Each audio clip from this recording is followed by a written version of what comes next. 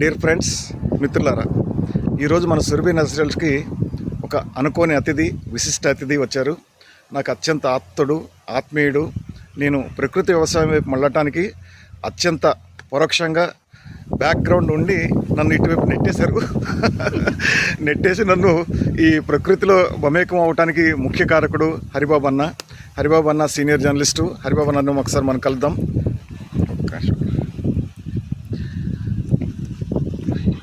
అన్నగారు నమస్కారం. హరిబాబు అన్నగారు నమస్కారం. నమస్తే. నమస్తే. ఇప్పుడు మీరు ఎలా ఉంది మీ వ్యవసాయం ఏంటి? బ్రహ్మాండంగా ఉంది, చాలా బాగుంది. ప్రకృతి వ్యవసాయంలో భూమిని నమ్ముకుంటే మనకి పోయేది ఏమీ లేదు.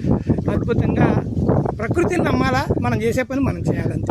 మన వ్యవసాయ క్షేత్రానికి వచ్చారు కదా, ఇది మీరు మూడోసారి, ఒకసారి అమ్మతో వచ్చారు, మూడోసారి వచ్చారు. వచ్చినప్పుడల్లా కూడా నాకు ఎన్నో సలహాలు ఇస్తున్నారు, నా వ్యవసాయాన్ని మెరుగుపరచుకోవడానికి చెబుతున్నారు. అలాగే ఇప్పుడు కొత్త జనరేషన్కి